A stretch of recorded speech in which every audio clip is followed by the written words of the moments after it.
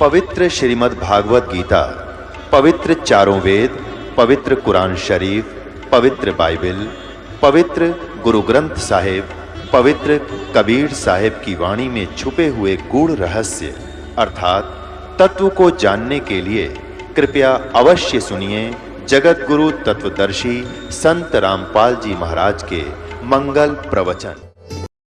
बोलो सतगुरुदेव की जय। बंदी छोड़ कबीर परमेश्वर जी की जय।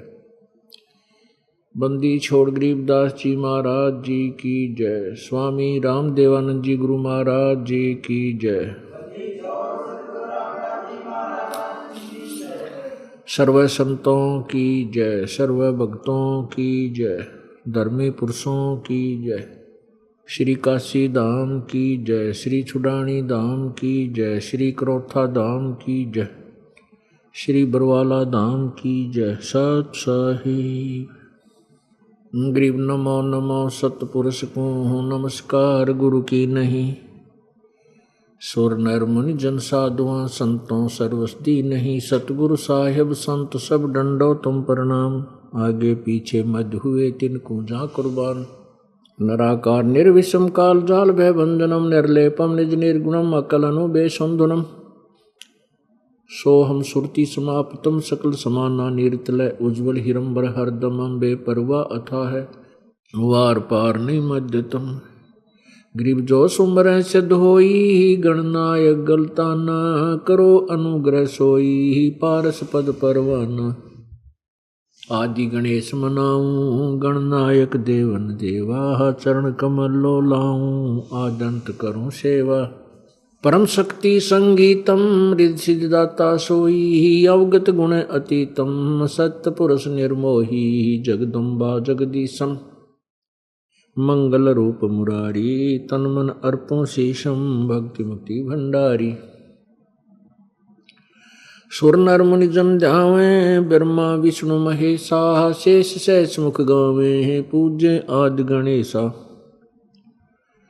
इंद्र कुबेर सरीखा वरुण धर्म राय ध्यावे समर्थ जीवन जी का मन इच्छा फल पावे। 33 कोटि आधारा ध्यावे 88 उत्तर भव जल पारा कट है यम की फांसी। 33 कोटि आधारा ध्यावे 88 उत्तर भव जल पारा कट है यम की फांसी। सत साहिब कर जोरूं विनती करूं दरूं चरण पर शीश। गुरु जी राम देवानंद जी महाराज ने दियो नाम बख्शीश। कोटि कोटि सिजदा करूं कोटि कोटि प्रणाम। चरण कमल में राखियो मैं बांधी जाम गुलाम। कुत्ता तेरे दरबार का मोतिया मेरा नाम। गले प्रेम की जेवड़ी झांखें चोह जाऊं। तो करो तो बावड़ूं दूर दूर करो तो जाऊं। जो राखो तो ही रहूं जो देवो सो खाऊं। जय इब कै सतगुरु मिले सब दुख आँखों रो। चरणों ऊपर शीस धरूं कहूँ जो कहनी हो। कबीर साईं मिलेंगे पूछेंगे कुशलात। आद अंत की सब कहूँ अपने दिल की बात। गुरु जी तुम ना भूलियो चाहे लाख लोग मिल जाही। हमसे तुमको बहुत हैं, तुमसे हमको नहीं। तुमरे विसारे क्या बने, मैं किसकी शरण में जाऊं। शिव बिरंच मुनि नारदा, तिनके हृदय न समाऊं। अवगुण किए तो बहुत किए, करत न मानी हार। बावे बंदा बख्श दियो, बावे गर्दन उतार। अवगुण मेरे बाप जी, बख्शो गरीब नवाज। जो मैं पूत कपूत हूँ, बोर पिता को लाज। मैं अपराधी जन्म का, नक्सक बरे विकार। तुम दाता दुखी भंजना, मेरी करो संभार। राम नाम रटते रहो, राम नाम रटते रहो, जब तक घट में प्राण। कब हो तो दीन दयाल के, बनक पड़ेगी कौन। लूट सको तो लूटियो, राम नाम की लूट। पीछे फिर पछताओगे, प्राण जाएंगे छूट।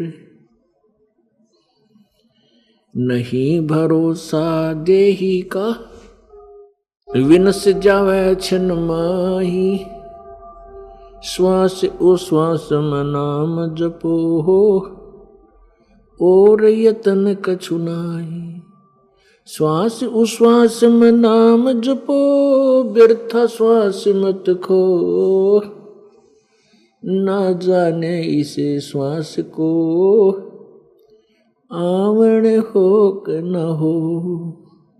पृथ्वी पति चकवे गए, जिनके चक्र चलंत। रावण सरीखे कौन गिने, भाई ऐसे गए अनंत। वो मर्द गर्द में मिल गए, रावण से रणधीरी।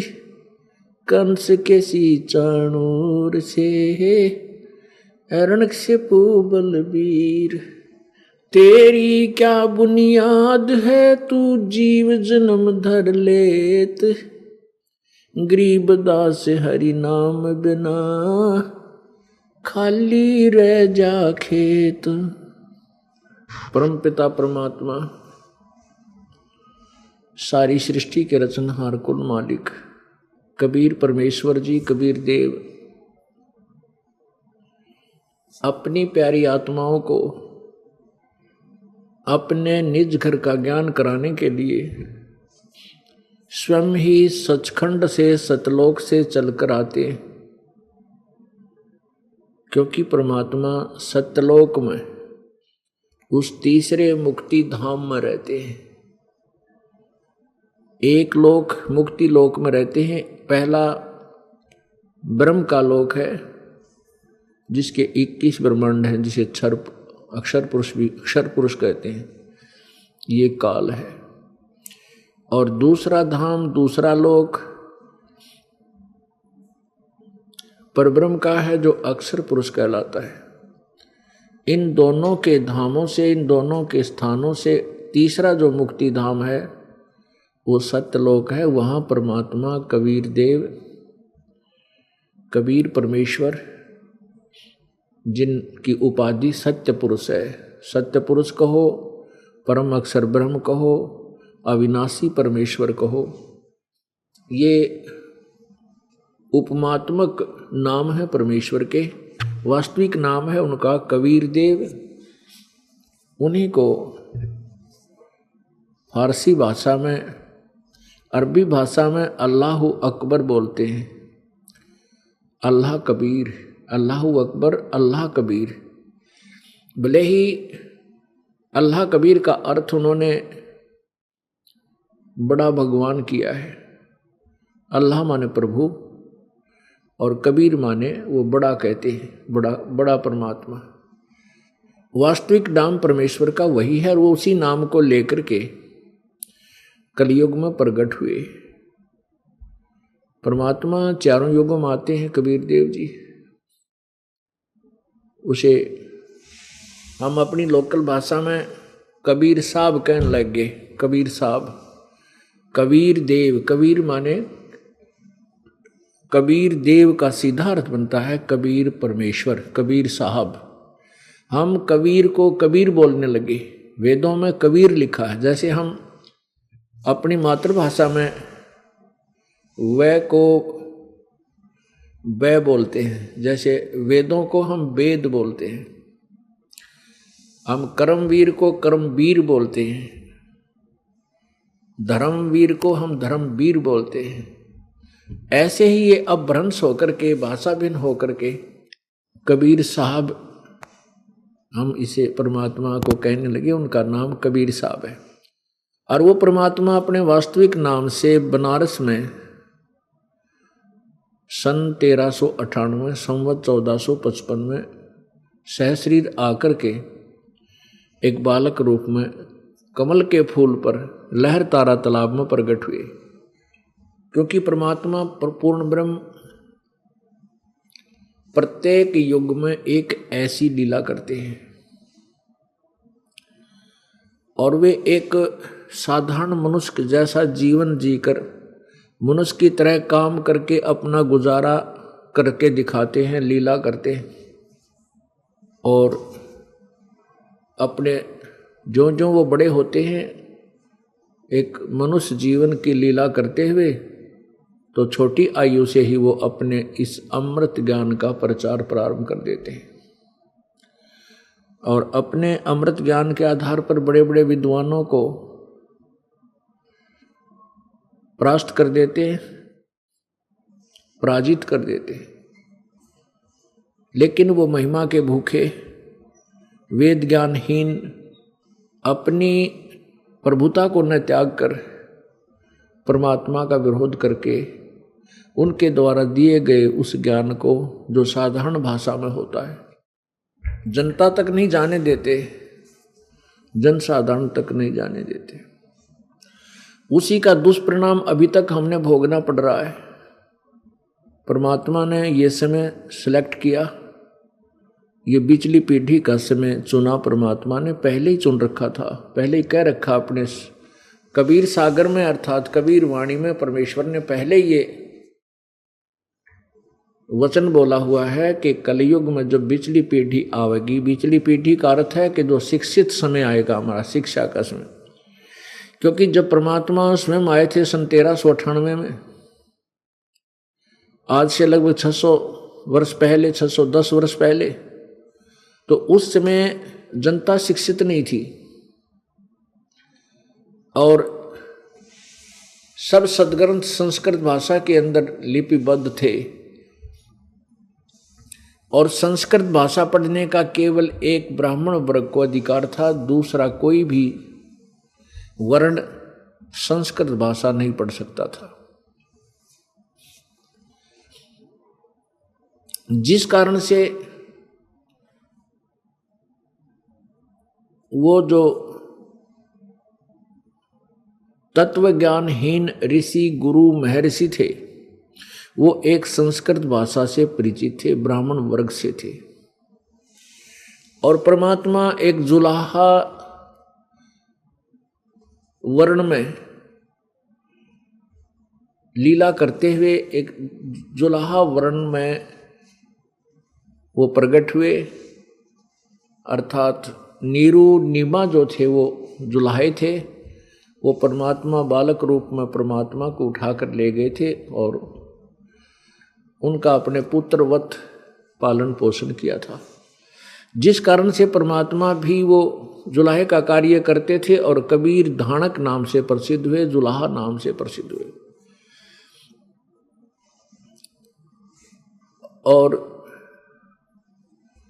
उन नकली ऋषियों को, संतों को, गुरुओं को, मंडलेश्वरों को ये कहने का दाव लगा रहा, सुअवसर प्राप्त था कि कबीर एक दुल्हा है, ये संस्कृत भाषा से अपरिचित है, जिस कारण से इसकी बातों पर विश्वास मत करना, ये सदग्रंथों को नहीं जानता और वेदों और पुराणों के विपरीत ज्ञान दे रहा है, ये झूठा है। अब जनता इस बात से प्रभावित होती थी कि सचमुच कबीर एक अशिक्षित है और हमारे गुरुदेव जो हैं ये संस्कृत भाषा जानते हैं और वास्तविक ज्ञान वेदों और पुराणों में ही विद्यमान है जो संस्कृत भाषा में लिखे हुए हैं। और भोली जनता का ये मानना स्वाभाविक था, जिस कारण से अभी तक ये तत्व ज्ञान छुपा रहा, दबा रहा। और ये नकली गुरु लोग हमारे पूर्वजों को शास्त्र विरुद्ध साधना बता करके उनके जीवन को व्यर्थ करते रहे। अब ये बिचली पीढ़ी प्रारंभ होगी। परमात्मा ने अपनी प्यारी आत्मा धर्मदास जी को बताई थी, क्योंकि परमात्मा अपनी प्यारी आत्माओं को, जो भक्ति के धनी होते हैं, जो दृढ़ भक्त होते हैं, जो अच्छी आत्माएं होती हैं, उनको आकर मिलते हैं, उनको अपना तत्व ज्ञान समझाते हैं और फिर अपने सचखंड में ले जा करके उसको अपनी सतिथि से परिचित करा के वापस छोड़ते हैं। फिर वो आत्मा परमेश्वर की गवाह बनती है, जो अब हमारे इस भक्ति काल में, अब ये बिचली पीढ़ी में वह गवाह हमारे काम आगे कि कबीर भगवान है, कबीर परमात्मा है। ये तो उन आंखों देखे गवाहों ने गवाही दे दी कि Kabir is God, complete God, पूर्ण परमात्मा कबीर है, कबीर जी हैं। और साथ में हमारे सदग्रंथों ने, पवित्र वेदों ने, पवित्र गीता जी ने, पवित्र पुराणों ने ये सहयोग दिया है कि वो परमात्मा कबीर है और वो एक देशीय है, सतलोक में रहता, सचखंड में रहता है। तो अब पिछली पीढ़ी में परमात्मा ने इस तत्व ज्ञान को जनसाधारण तक पहुंचाना है और उसके लिए हमारा शिक्षित होना जरूरी था, आवश्यक था। और एक कृपा और की परमात्मा ने कि उन्हीं संस्कृत के जानने वालों से वो सदग्रंथ हिंदी में अनुवाद करवा दिए। हिंदी में अनुवादित ग्रंथों को पढ़ते भी सैकड़ों वर्ष हो गए और अभी तक उन दंत कथाओं पर आधारित पवित्र हिंदू धर्म के श्रद्धालु अपने सदग्रंथों के गूढ़ रहस्यों से अपरिचित हैं। अब ये दास आपके सामने सदग्रंथों को के गूढ़ रहस्यों को सार्वजनिक कर रहा है, आपको आपके रूबरू कर रहा है, तब आपका विश्वास दृढ़ हो रहा है कि सचमुच अपने को जो ज्ञान दिया गया था उन नकली गुरुओं के द्वारा वो सारा कंप्लीटली आउट ऑफ सिलेबस था, पूर्ण रूप से हमारे सदग्रंथों के विपरीत था। पुण्यात्माओं, जो हमारे पवित्र हिंदू धर्म के जो गुरुदेव थे, आध्यात्मिक टीचर, आध्यात्मिक गुरु, वो तत्व ज्ञानहीन थे और अपने सदग्रंथों से अपरिचित थे। जो टीचर सिलेबस से अपरिचित है और सिलेबस के विपरीत जो कथाएं सुना रहा है विद्यार्थियों को, वो विद्यार्थियों का शत्रु है, उनके जीवन से खिलवाड़ कर रहा है, उनका जीवन बर्बाद कर रहा है। ऐसा ही ये कर्म पवित्र हिंदू धर्म के वह पूर्व वाले आचार्य लोग करके वो वेदों और गीता के और पुराणों के भी विपरीत ज्ञान हमें प्रदान कर गए और कर रहे हैं। अब जो टीचर आउट ऑफ सिलेबस पाठ्यक्रम से बाहर पढ़ाता है वो टीचर ठीक नहीं। वो सब बच्चों के जीवन को बर्बाद करा। यही क्रियाएं अब वर्तमान में धार्मिक गुरुओं की है। एक ये दास है जो सदग्रंथों के उन रहस्यों को आप तक पहुंचाना चाहता है, और वो विरोधी लोग जिनकी रोजी रोटी अब बंद होने को आ रही है और जनता उनको अब धिक्कारेगी कि तुम क्या पढ़ाया करते थे, क्या सुनाया करते थे, क्या हमारे सदग्रंथ क्या बता रहे हैं, तुम काहे के गुरु थे, काहे के तुम आचार्य हो। अब उनको ये भय हो गया है कि कहीं जनता सच्चाई से परिचित हो जाए और तुम्हारे जूते लगे, तुम्हें रोटी मिले नहीं। उनको जनता के उद्धार से कोई लेना देना नहीं, ऐसे स्वार्थी लोगों को। यदि उनको जनता के उद्धार से लेना देना है और सच्चे हितैषी हैं तो उन्होंने सरेंडर कर देना पड़ेगा कि हमारा ज्ञान गलत था, हमारी सारी साधनाएं शास्त्र विरुद्ध थी। और इसमें कोई मान बढ़ाई की बात नहीं होती पुण्यात्माओं, इसमें अभिमान का स्थान नहीं है। ये दास अभिमान करे कि मैंने बड़ा अच्छा ज्ञान दे दिया, नहीं, ये ज्ञान तो परमात्मा का दिया हुआ है, सदग्रंथों में लिखा हुआ है। दास तो उसको पढ़कर सुना रहा है, और या उसको याद करके एज ए टेप रिकॉर्डर आप तक सुना रहा हूं। इसमें अभिमान क्या हो गया बता। अगर मेरी अपनी खोज होती तो मैं चौड़ा भी होता, फूलता, अंडी पाकता। अब हम परमात्मा के दिए हुए ज्ञान को ठीक ना समझ सके, इतनी सी भूल बनी, उसको अब ठीक कर लेंगे, और वो ठीक करें पार पड़ेगी। गलती को कितने दिन घसीटेंगे। अब शिक्षित समय आ गया, वर्ग हो गया है, शिक्षित समाज है। अब ये अच्छी तरह इस सच्चाई को स्वीकार कर सकता है। परमात्मा आकर के हमें बताया करते थे कि जो साधनाएं आप जी कर रहे हो वो बिल्कुल गलत हैं, वो ठीक नहीं है। परमात्मा क्या बताते थे, तीर्थ कर कर जगमुआ उड़े पानी नाए, राम नाम जप्या नहीं फिर काल घसीटे जाए। कहते हैं शास्त्र विरुद्ध साधना करके तीर्थों पर जाकर के वहां स्नान जल में नहा लिए, इससे क्या लाभ हुआ। राम नाम रटा नहीं, यानी सच्चा नाम जो होता सतनाम, वो सतनाम रटा नहीं फिर काल घसीटे जावे। जो साधनाएं आप जी कर रहे हो उससे आप कर्म के मार से, कर्म दंड से नहीं बच सकते। कबीर कल का स्वामी लोभिया मनसा धर बंधाए। कलयुग के स्वामी ये गुरुजन नरे लोभी, और देवें पैसा ब्याज को फिर लेखा करत दिन जाए।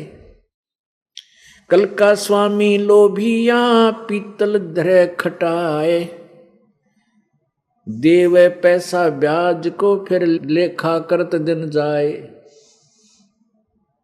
कल का स्वामी लोभिया मनसा धरे बंधाए, देवे पैसा ब्याज को और लेखा करत दिन जाए। कबीर कल का स्वामी लोभिया पीतल धरे खटाए, राज द्वारे यूं फिरे जो हरियाई गाए।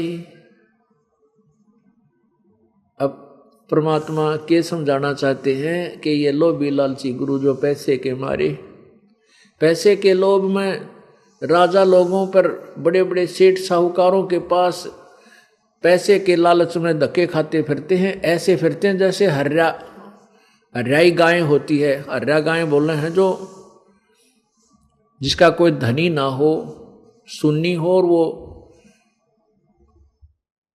जिधर मर्जी भाग ले, वहाँ से खेती खाई, फिर दूसरे वहाँ से रोकना चाह तो फिर इधर भाग ली, फिर वहाँ जा खेती खराब की। तो कहते हैं ऐसे वो हरियाई गाय की तरह ये कलयुग के स्वामी संत ऐसे भटक रहे हैं। हर सुमरन साची कथा कोई सुने न काने। कलयुग पूजा दंभ की और पाखंडी का माने।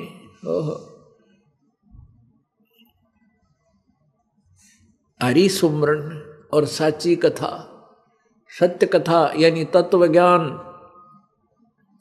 और परमात्मा की भक्ति,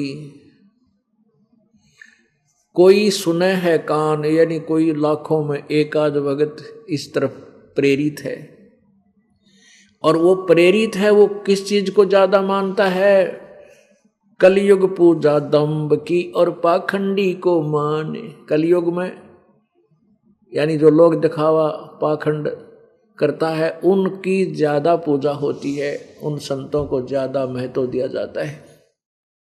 ये कारण क्या है कि हम ज्ञान से अपरिचित हैं, इसलिए इन दंभ पाखंड करने वाले संतों का, गलत ज्ञान देने वाले ऋषि महर्षि नकलियों का दाव लगा हुआ है। इस दास का उद्देश्य है कि इन सदग्रंथों को हम भी समझ सकते हैं। अब ये सदग्रंथ हिंदी में अनुवादित है और कबीर परमेश्वर जी ने पहले ही आज से 600 वर्ष पहले यही सदग्रंथों का गूढ़ रहस्य अपनी कबीर वाणी में, सच्चिदानंद घन की वाणी में, वो सच्चिदानंद घन परमात्मा कबीर जी हैं, उन्होंने अपनी कबीर वाणी में वो तत्व ज्ञान जो सदग्रंथों के अंदर है, जो संस्कृत में था, वो 600 वर्ष पहले हिंदी में लिख रखा है। सिंपल भाषा में हिंदी में लिपिबद्ध करवा रखा है। कबीर सागर में, कबीर वाणियों में, कबीर साखियों में, कबीर दोहावलियों में, कबीर बीजक में।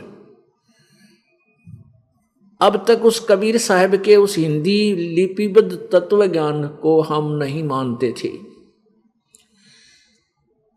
क्यों नहीं मानते थे? केवल उनके दोहे दाहे अच्छे लगते थे, इसलिए कुछ दोहे लेकर के हम उसको गाते थे तो आत्मा को खींचते थे। वो परमात्मा की वाणी है। हम इसलिए नहीं मानते थे कि हम ये समझते थे कि सदग्रंथों का ज्ञान तो संस्कृत भाषा में लिखा हुआ है, वो कबीर जी नहीं जानते थे। हमारी भी यही टेंडेंसी थी। अब हमारी आंखें बन गई, आंखें हमारी ऑपरेशन हो गया मोतियाबिंद का, अर्थात अज्ञान हट गया। अब हम तुलना करते हैं सदग्रंथों से कबीर परमेश्वर की वाणी को, तो वो ज्यों के त्यों प्रमाण परमात्मा की वाणी में मिलते हैं, उस सच्चिदानंद घन की वाणी में मिलते हैं, जो गीता जी अध्याय नंबर 4 के श्लोक नंबर 32 में लिखा है कि जैसा कि 25 से 29, 30 तक 31 तक जो ज्ञान बताया है कि कोई ऐसे साधना करता है, कोई देवताओं की पूजा करता है, कोई व्रत रखता है, कोई अहिंसावादी है, कोई केवल दिन अपना पाठ करके जो है ना स्वाध्याय करके ही अपनी साधना को कर्म पाप नाशक मानता है।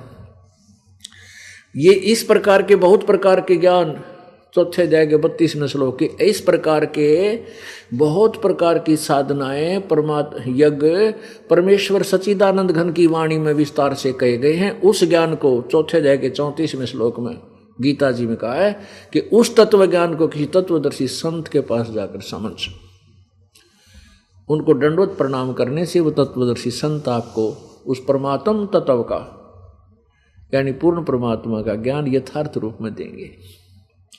तो वो परमात्मा ने पहले लिखा हुआ था और हम उसे ना समझ करके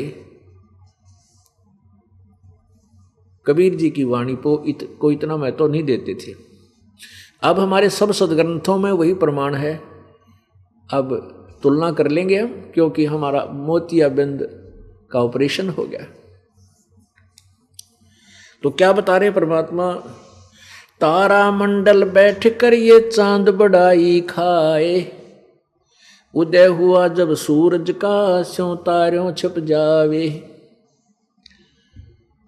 पुणात्माओं, अभी तक जो लोकवेद हम सुना करते थे, लोकवेद होता सुना सुना ज्ञान, जो अक्षेत्रीय ज्ञान है, किसी व्यक्ति विशेष का कहा हुआ बताया हुआ, और जो सदग्रंथों से हटकर है,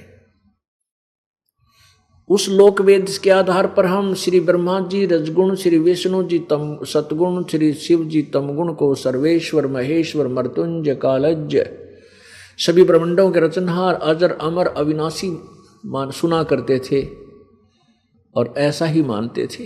वो लोक वेद था। ये अविनाशी नहीं है, ये सर्वेश्वर नहीं है, ये मर्त्युंजय नहीं है। पुण्यात्मा, ये लोक वेद था। अब परमात्मा का जो ज्ञान आपके समक्ष होगा, अब यहां आपको सदग्रंथों से रूबरू कराना आवश्यक हो गया, क्योंकि ये तत्व ज्ञान इतना उलझा रखा है। अब इसको सुलझाने में भी बहुत कुछ प्रमाणों की आवश्यकता पड़ती है। बगैर प्रमाण के ये तत्व ज्ञान आप 7 जन्म भी नहीं मानोगे, क्योंकि हमने लोकवेद गढ़ा पर रखा है और वो लोकवेद शास्त्रों के विरुद्ध था। अब आपको दिखाना पड़ेगा कि ब्रह्मा विष्णु नाशवान है, अविनाशी नहीं है। अब कारण क्या है कि हम दूध के जले हुए लस्सी को भी फूंक फूंक कर पीते हैं, और दास यही चाहता है कि इस प्रकार हम बिल्कुल अच्छी तरह समझ कर इस मार्ग को ग्रहण करेंगे तो हम सदा के लिए पूर्ण रूप से तैयार हो जाएंगे, कोई हमें डगमग नहीं कर सकेगा। अब देखिएगा, ये पवित्र देवी पुराण ये कहाँ से प्रकाशित है? गीता प्रेस गोरखपुर से। श्रीमद् देवी भागवत संक्षिप्त, सचित्र मोटा टाइप, केवल हिंदी। संपादक हनुमान प्रसाद पोदार, चिमन लाल गोस्वामी। और ये इसके मुद्रक व प्रकाशक कौन है? प्रकाशक व मुद्रक है गीता प्रेस गोरखपुर, गोविंद भवन कार्यालय, कोलकाता का संस्थान। इसके तीसरे स्कंद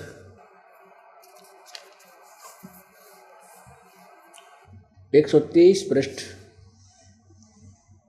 और तीसरा स्कंद, भगवान विष्णु जी अपनी माता दुर्गा की महिमा सुना रहे हैं। तुम शुद्ध स्वरूपा हो, यह संसार तुम्ही से उद्भासित हो रहा है। मैं यानी विष्णु, ब्रह्मा और शंकर, हम सभी तुम्हारी कृपा से विद्यमान हैं। हमारा आविर्भाव माने जन्म और तिरोभाव माने मृत्यु हुआ करता है। केवल तुम ही नित्य हो, जगत जननी हो, प्रकृति और सनातनी देवी हो। प्रकृति भी दुर्गा को कहते हैं, ये याद रखना, क्योंकि गीता जी में आपका काम आओगा जब गीता जी, पवित्र गीता जी शास्त्र का, सदग्रंथ का आपके समक्ष अनुवाद किया जाएगा।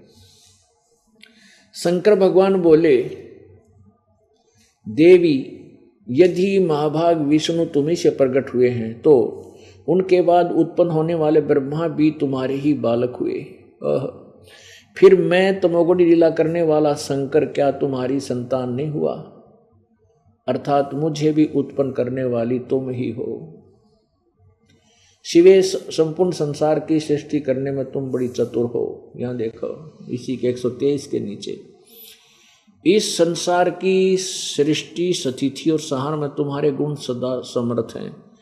उन्हीं तीनों गुणों से उत्पन्न हम ब्रह्मा, विष्णु एवं शंकर नियमानुसार कार्य में तत्पर रहते हैं। अब इससे क्या सिद्ध हो गया कि ये दुर्गा जो है, इसको प्रकृति भी कहते हैं, और ये ब्रह्मा, विष्णु, महेश की माता है। और तीसरा ये सिद्ध हुआ कि रजगुण ब्रह्मा जी, सतगुण विष्णु जी और तमगुण शंकर जी है। और चौथा ये सिद्ध हुआ कि ये नाशवान है, अविनाशी नहीं है। ब्रह्मा, विष्णु, महेश खुद स्वीकार कर रहे हैं कि हमारा तो जन्म और मृत्यु होता है, हम अविनाशी नहीं हैं। अब प्रश्न चल रहा है परमात्मा की उस अमर वाणी का, सच्चिदानंद घन की वाणी से आपको वो तत्व ज्ञान सुनाया जा रहा है। तारा मंडल बैठे करिए चांद बड़ाई खाए, उदय हुआ जब सूरज का सैतारों छुप जावे। अब अभी तक हम ये ज्ञान सुना करते थे, ब्रह्मा, विष्णु, महेश अजरो अमर हैं, सर्वेश्वर हैं, महेश्वर हैं, इन्हीं की पूजा करने से पूर्ण मोक्ष प्राप्त होता है। ये सारी सृष्टि के रचनहार हैं, ये स्वयं स्वीकार करते हैं कि हमारा तो जन्म मृत्यु होता है और दुर्गा इनकी माता है और इनका पिता कौन है? ये ज्योति निरंजन जिसको ब्रह्म भी बोलते हैं वो काल है।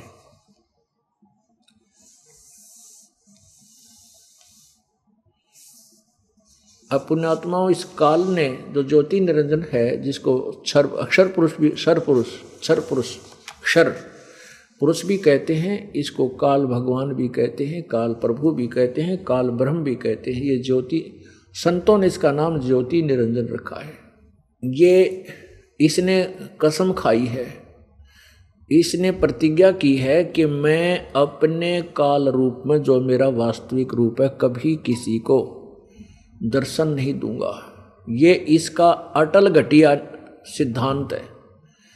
पुण्यात्माओं, गीता जी अध्याय नंबर 7 के श्लोक नंबर 24 और 25 में ये स्वयं कहता है कि ये जो जन समुदाय है, मुझ अव्यक्त को, अव्यक्त का अर्थ होता है कि कोई वस्तु ऐसे स्थान पर है जो हमें दिखाई नहीं देती, वो अव्यक्त होता है। जो छुपा हुआ है और हम उसको नहीं देख पाते, हमारी रीच नहीं है, तो वो अव्यक्त है। जैसे बादल छा जाते हैं और सूर्य बादलों के पार होता है, हम उसे देख नहीं पा रहे, तो उस समय सूर्य जो है अव्यक्त है, लेकिन उसका अस्तित्व नाश नहीं है। ये कहे कि सूर्य है ही नहीं, नहीं, अव्यक्त का अर्थ होता है जो कहीं छुपा हुआ है, परोक्ष है, हमें दिखाई नहीं देता। तो ये खुद कहता है कि मैं, ये जन समुदाय अर्थात ये सामने खड़े जितने भी योद्धाजन, क्योंकि ये गीता जी का ज्ञान उस समय दिया गया था जिसमें दोनों सेना आमने सामने खड़ी थी और अर्जुन का रथ श्री कृष्ण जी ने दोनों सेनाओं के बीच में खड़ा कर दिया था।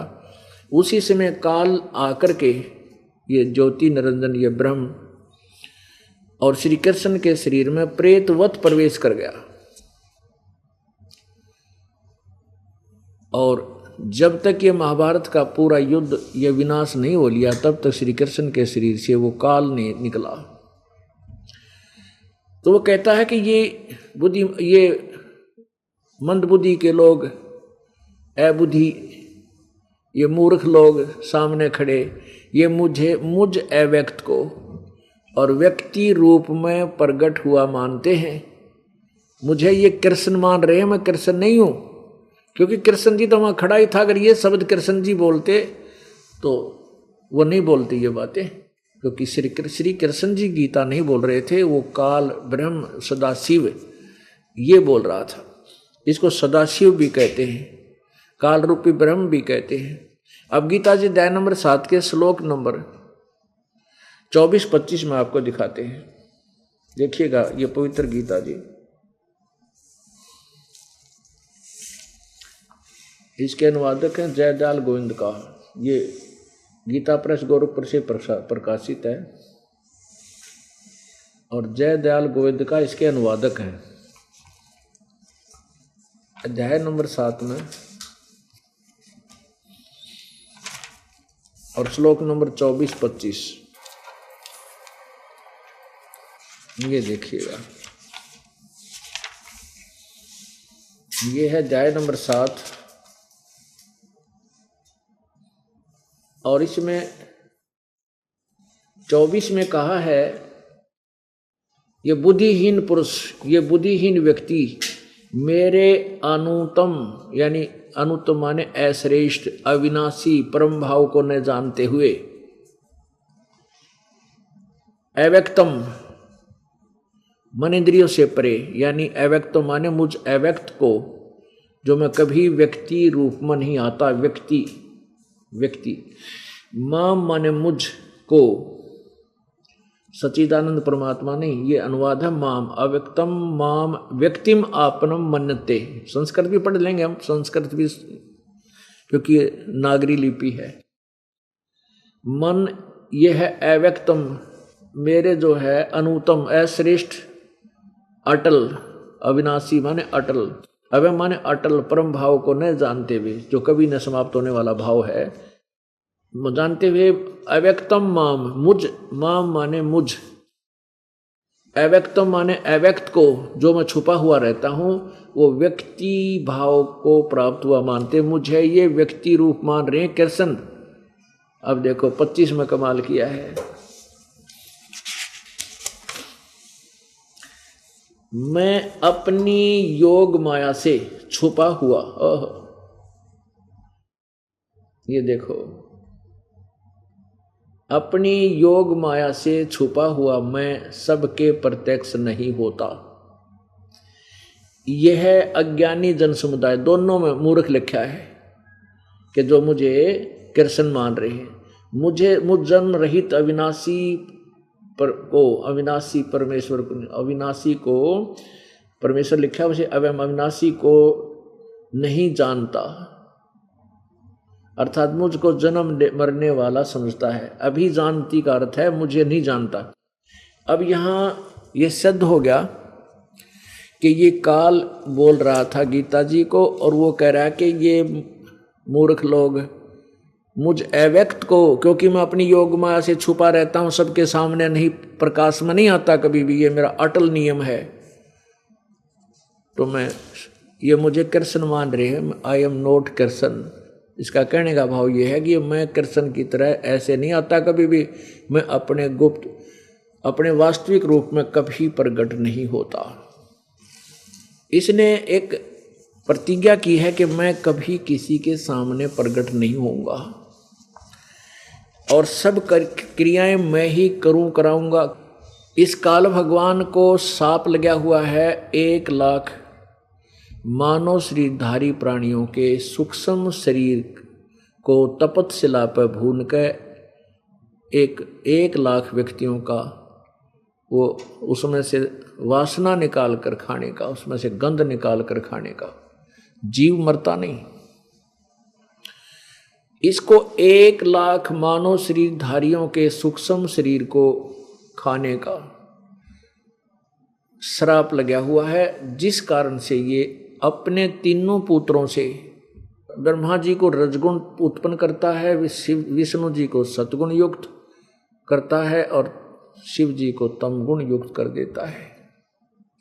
इन तीनों के अंदर ऐसा गुण हो जाता है कि इनके बस की बात नहीं है, और वो गुण प्रत्येक प्राणी को प्रभावित करता है। अब जैसे मिर्च में गुण भर दिया कि वो जीभ को जलावेगी, अब उसका गुण है जीभ, वो तो होगा ही होगा उसके गुण से, जो उसको टच में आएगा उसके। तो 3 लोकों में, इस पृथ्वी लोक पर, स्वर्गलोक में और नीचे पाताल लोक, इन तीनों भगवानों के गुणों के टच में है ये सभी प्राणी। और सभी प्राणी इनसे, इनके गुणों से प्रभावित है। जैसे किसी ने भांग पी रखी है, तो भांग पीने के बाद चाहे उसने 1000 आदमी पी रहे हैं और चाहे लाखों ने भांग पी रखी है, सबकी एक जैसी स्थिति होती है। उनके चलने में की स्थिति, बोलने के, वो सब की एकदम बदल जाती है। उस समय वो विवश होते हैं, उनके बस की बात नहीं होती। ठीक इसी प्रकार अब जैसे ये ब्रह्मा विष्णु महेश जी रहते हैं अपने लोकों में, अपनी राजधानियों में, और वहां से इन तीनों की रेंज, तीनों के गुणों की जो का प्रभाव इन तीनों लोकों में अपना अपना प्रभाव सबके ऊपर प्रभावित रखते हैं। अब जैसे रसोई में छौंक लगा दिया मिर्चों का, और वो मिर्च जो मूल वस्तु है, साकार वस्तु रसोई में, भोजनालय में है, और उससे निकला हुआ उसका गुण, वो प्रभाव अन्य कक्षों में बैठे हुए व्यक्तियों को भी प्रभावित करता है, और वो उनसे छींकें आती हैं तो उनके बस की बात नहीं, उन छींकों को ना हमें रोक लें। ऐसे ही इन तीनों गुणों, रजगुण ब्रह्मा जी, सतगुण विष्णु जी, तमगुण शिव जी के अंदर ऐसा गुण भर दिया इसने, ये तीनों गुण युक्त कर दिए हैं। इनसे निकल रहे गुण प्रत्येक प्राणी को विवश करते हैं। जैसे ब्रह्मा जी से निकल रहे रजोगुण से ये जीव संतान उत्पत्ति करता है विवश से। भगवान विष्णु जी से निकल रहे सतोगुण से एक दूसरे में ममता मोह इतना जबरदस्त जकड़ रखा है, जीव के बस का नहीं। और भगवान शिव तमोगुण हैं, इनके गुण के प्रभाव से इंसान 1 मिनट में गुस्सा हो जा और मार काट मचा दे। इन तीनों पुत्रों से ये काल रूपी ब्रह्म अपना उल्लू सीधा कर रहा है, और ब्रह्मा विष्णु महेश से भी गुप्त रहता है, इनको भी सच्चाई से परिचित नहीं होने देता, इनको भयभीत रखता है सोचल छिद्र करके। अब पुण्यात्मा जो पहली बार इस ज्ञान को सुनेंगे उनके दिल में एकदम धक्क देसी होगी कि भाई कमाल कर दिया, यू महाराज तो मेंटल लगता है हमें। ब्रह्मा विष्णु महेश के माता पिता बता रहा है, हमने कभी सुना नहीं। पुण्यात्माओं, बात यही बिगड़ रही है कि हमने ये सच्चा ज्ञान सुना को नहीं, हमने झूठा सुन रखा है, वो लोकवेद सुन रखा है। अब उस लोकवेद को हम इतना सत्य मान चुके हैं क्योंकि 1 बार 2 बार 10 बार 1000 बार लाख बार हमने सुन रखा है वो लोकवेद झूठा ज्ञान। तो कहते हैं कि एक झूठ को 100 बार बोल दे, किसी को प्रचार कर दे तो वह सच सच महसूस हो जाती है, लेकिन होती फिर भी झूठी है।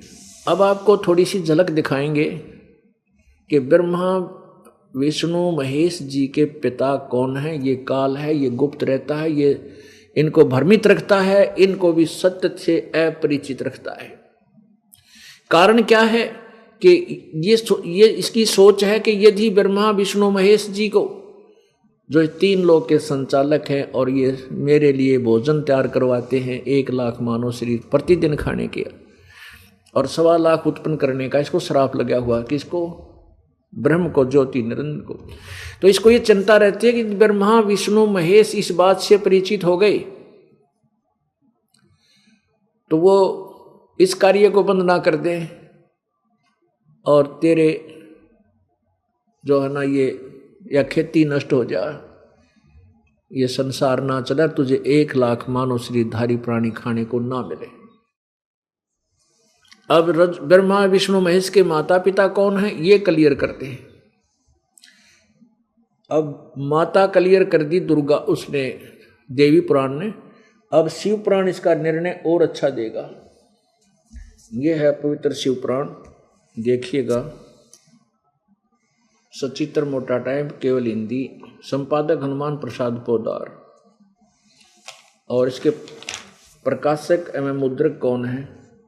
प्रकाशक एवं मुद्रक गीता प्रेस गोरखपुर, गोविंद भवन कोलकाता का संस्थान। इसके 98 तो प्रारंभ करेंगे, 98 से। ये रुद्र संहिता अध्याय 6 आपको सुनाएंगे। ये संक्षिप्त शिव पुराण 98वां पृष्ठ, इसके नीचे से शुरू करते हैं। अपने पुत्र नारद की बात सुनकर लोक पितामह ब्रह्मा वहां इस प्रकार बोले। ये 5वां अध्याय रुद्र संहिता का समाप्त हुआ, ये 6ठा प्रारंभ होता है। ब्रह्मा जी ने कहा, ब्रह्मन देव शिरोमणे, तुम सदा समस्त जगत के उपकार में ही लगे रहते हो। नारद को कह रहा है, ब्रह्मा जी कह रहे हैं, नारद जी को बता रहे हैं, तुमने लोगों के हित की कामना से बहुत उत्तम बात पूछी है, जिसके सुनने से संपूर्ण लोगों के समस्त पापों का अक्षय हो जाता है। यह अनामय शिव तव का मैं तुमसे वर्णन करता हूँ। शिव तव का स्वरूप बड़ा ही उत्कृष्ट है और अद्भुत है, जिसमें समस्त चराचर जगत नष्ट हो गया था, सर्वत्र केवल अंधकार ही अंधकार था। उस समय तत् सद ब्रह्म, इस श्रुति में जो सत सुना जाता है एकमात्र वही शेष था। अब 101 पृष्ठ पर देखिए, ना 100 पे।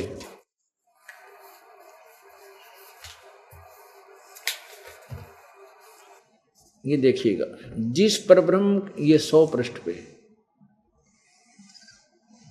जिस परब्रह्म के विषय में ज्ञान और अज्ञान यानी मिला जुला उलझ पुलझ ज्ञान।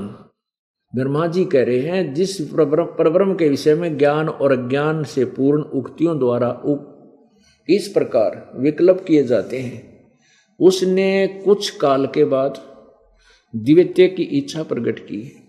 उसके भीतर एक से अनेक होने का संकल्प उदित हुआ। तब उस निराकार परमात्मा ने अपनी लीला शक्ति से अपने लिए मूर्ति अर्थात आकार की कल्पना की। ये आगे देखो, जो मूर्ति रहित परब्रह्म है उसी की मूर्ति कौन है? उसी की मूर्ति ये है,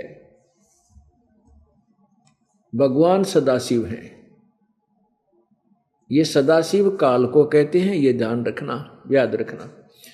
अर्वाचीन और प्राचीन विद्वान उन्हीं को ईश्वर कहते हैं। उसमें एकाकी रहकर स्वेच्छानुसार विहार करने वाले उन सदाशिव ने अपने विग्रह से स्वयं ही एक स्वरूप भूता शक्ति की सृष्टि की, जो उनके अपने श्री अंग से कभी अलग होने वाली नहीं थी।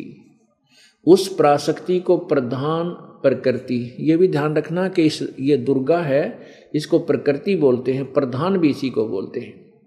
गुणवती माया बुद्धि तत्व की जननी तथा विकार रहित बताया गया है। वह शक्ति अंबिका कही गई है, अंबिका भी इसी को कहती है। उसी को प्रकृति दुर्गा को सर्वेश्वरी त्रिदेव जननी ब्रह्मा विष्णु महेश की माता जननी नित्य और मूल कारण भी कहते हैं। सदाशिव ये काल द्वारा सदाशिव यानी काल ब्रह्म द्वारा प्रकट की गई उस शक्ति के 8 भुजाएं हैं। सिद्ध हो गया कि दुर्गा को ही प्रकृति कहते हैं। दुर्गा के विषय में जानकारी चल रही है। वह देवी नाना प्रकार की गतियों से संपन्न है और अनेक प्रकार के अस्त्र शस्त्र धारण करती है। दुर्गा, उसके खुले हुए नेत्र खिले हुए कमल के समान जान पड़ते हैं। वह अचिंत तेज से जगमगाती है। वह सबकी योनि है और सदा उद्यमशील रहती है। अब देखो, वह सबकी योनि है, ये प्रकृति और ये शब्द आप गीता जी में ध्यान रखना। 14वें अध्याय के 3रे और 4थे श्लोक में 3 से 4 5 में यही स्पष्ट होगा कि काल ब्रह्मा विष्णु महेश का पिता है और दुर्गा उसकी माता है। सदा उद्यमशील रहती है। एकाकिनी होने पर भी वह माया संयोगवशात अनेक हो जाती है। यानी इसने दुर्गा ने ही अपने 3 रूप बनाए थे, सावित्री, पार्वती और लक्ष्मी। ये यही सिद्ध हो रही है। वे जो सदाशिव हैं, ये काल सदाशिव काल को कहते हैं। उन्हें परम पुरुष ईश्वर शिव शंभु और महेश्वर कहते हैं। अब देखो 101 पृष्ठ पे अध्याय 6 चल रहा है। वे अपने सारे अंगों पर भस्म रमाए रहते हैं। उन काल रूपी ब्रह्म ने एक ही समय शक्ति के साथ, ये नाथ नहीं साथ शब्द है, शक्ति के साथ शिवलोक नामक अक्षेत्र का निर्माण किया था। उस उत्तम अक्षेत्र को काशी कहते हैं। वह परम निर्वाण का या मोक्ष स्थान है जो सबके ऊपर विराजमान है। वे प्रिया और प्रियतम, पति पत्नी, प्रिया व प्रियतम रूप शक्ति और शिव, शक्ति दुर्गा शिव युकाल यानी पति पत्नी रूप में रहते हैं, जो परमानंद स्वरूप है। उस मनोरम क्षेत्र में नित्य निवास करते हैं दोनों जने। अब काशीपुरी परमानंद रूपिणी है। मुने शिव और शिवा ने यानी दुर्गा और सदाशिव अर्थात काल ने प्रलय काल में भी कभी उस क्षेत्र को अपने सानिध्य से मुक्त नहीं किया। इसलिए विद्वान उसे अविमुक्त क्षेत्र नाम से भी जानते हैं। देव ऋषि नारद को कह रहे ब्रह्मा जी, एक समय उस नंदन आनंद वन में रमण करते हुए शिवा और शिव के मन में, दुर्गा और काल के मन में यह इच्छा प्रकट हुई कि किसी दूसरे पुरुष की सृष्टि करनी चाहिए। जिस पर यह सृष्टि संचालन का महान भार रखकर हम दोनों केवल काशी में रहकर सब इच्छा अनुसार निर्वाण करें। यानी ने सोचा कि कोई बेटा पुत्र उत्पन्न करना चाहिए जिसको हम अपना भार संभाल सकें, काम संभलवा सकें। ऐसा निश्चय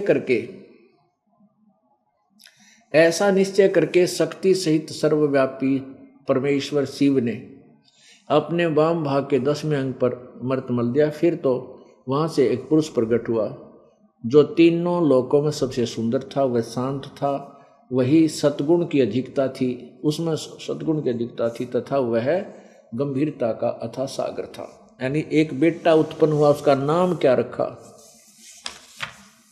ये देखो 102 पृष्ठ पे। शिव ने कहा, वत्स व्यापक होने के कारण तुम्हारा विष्णु नाम विख्यात हुआ।